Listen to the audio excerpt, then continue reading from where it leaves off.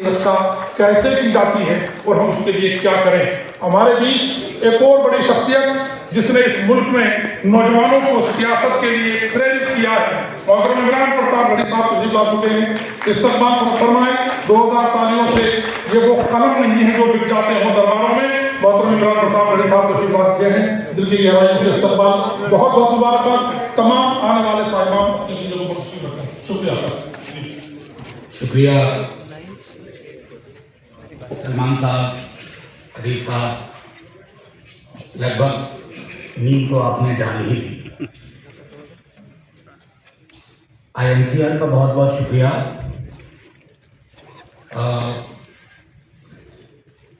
दो चार बातें कहूँगा। अव्वल तो अदील साहब के बाद उनको सुनने के बाद बोलना मुश्किल होता है। नहीं, वो हमारी अपनी प्रॉब्लम है। आप इतने सारे इमोशनल कंटेंट खोल देते हैं, हम जैसे तो ओवरवेल्म होते हैं, बोल ही नहीं पाते। उसके बाद आपका एक वीडियो चुनाव के बीच आया और मुझे किसी ने भेजा वो वीडियो, तो यकीन मानिए उस वीडियो के बाद और नतीजों के बाद भी दिल बहुत खुश नहीं हुआ और दिल आज भी खुश नहीं है। गाहे बगाहे हम लोग सब पार्लियामेंट में कॉन्स्टिट्यूशन की कॉपी दिखाते हैं। ये कागज का पुलिंदा तो है नहीं। मैं अपना बड़ा वकील नहीं हूं, सलमान साहब सब जानते हैं, कागज का पुलिंदा नहीं है। लेकिन बीते 10 वर्षों में कई तब्दीलियां हमने अपनी जमात में भी देखी हैं। आपने जिक्र भी किया उसका। मुसलमान शब्द लोग नहीं बोल रहे हैं, माइनॉरिटीज। जो बहुत लिबरल हैं वो माइनॉरिटीज बोलते हैं, मुसलमान शब्द नहीं। अरे साहब, आसमान नहीं गिर पड़ेगा अगर आप बोलो मुसलमान, सिख, ईसाई, दलित, लेकिन हमने अपनी पूरी वोकैबुलरी बदली। और इसलिए मैं बार बार आज नहीं कह रहा हूं अदील साहब, 10 बरस से कह रहा हूं, electoral victory is no guarantee for ideological victory. बहुत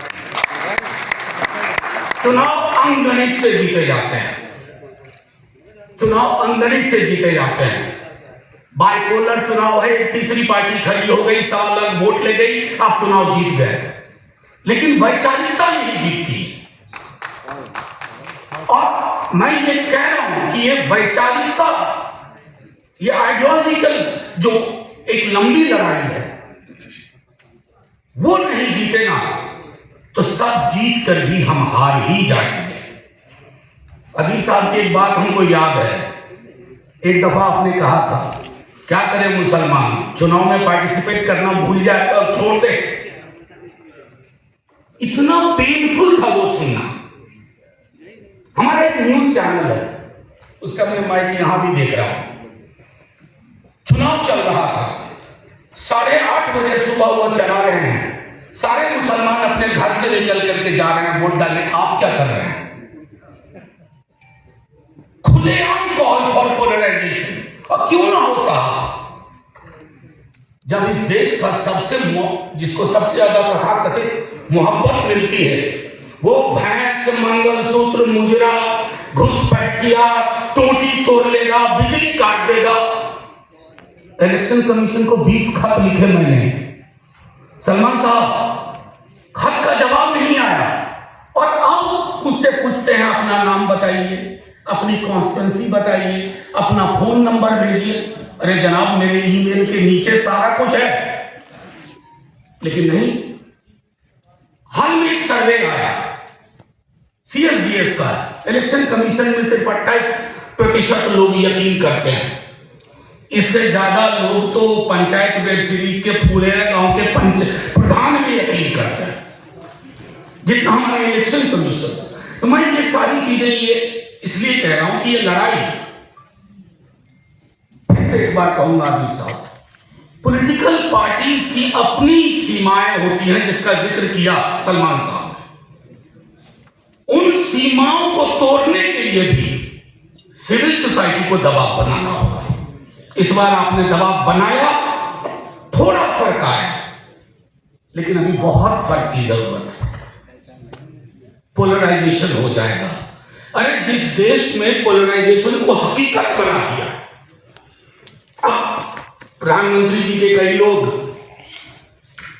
मैथमेटिकल एक सिमिलैरिटी होती है कि तीसरा टर्म नरेंद्र मोदी जी को भी मिला, अब बता रहे हैं कि नेहरू हो गई है। अरे नेहरू होने के लिए गर्म हवा पीनी पड़ती है, दूसरे के जख्म को अपना जख्म समझना पड़ता है। और नेहरू तो चुनाव जीतने के लिए भैंस मंगलसूत्र मुजरा कतई नहीं करते। उन्होंने 52 में ही कह दिया था कि अगर इस तरह के साधनों का मुझको इस्तेमाल करना पड़े तो मैं चुनाव हार जाना पसंद करूंगा। तो हम लोगों को यह तय करना है, मैं सुझाव में क्या कहूं, इस तरह के फोरम हमारे अलाइव हैं, नहीं तो मुश्किल होगी और बहुत मुश्किल होगी।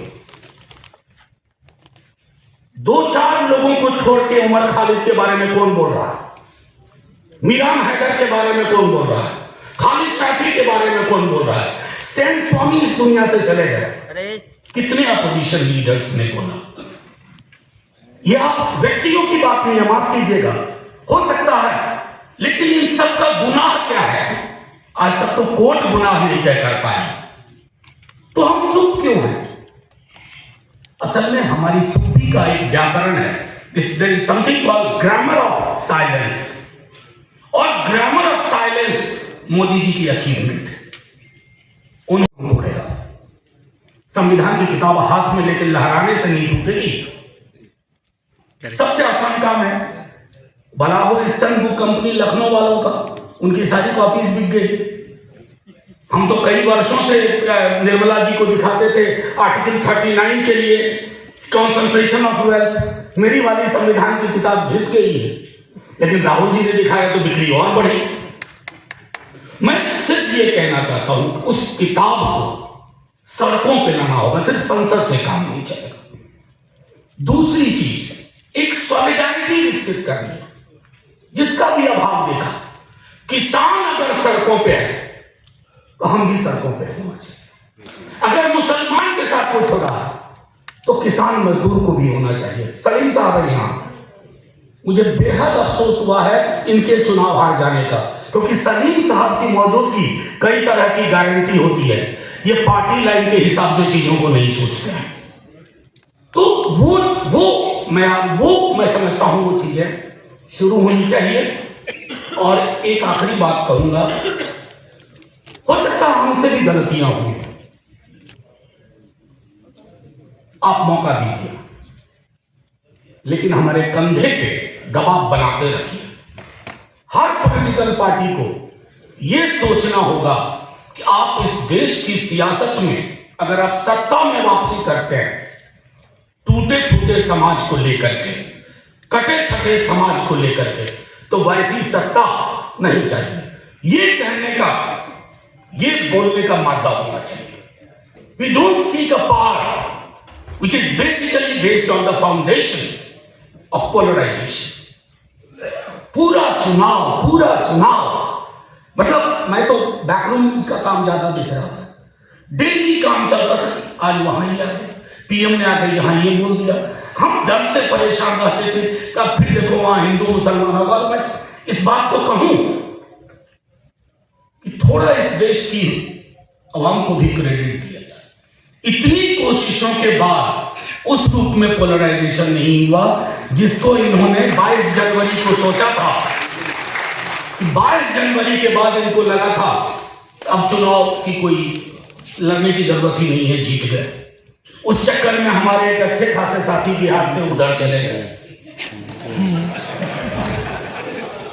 उनको लगा कि अब चुनाव था।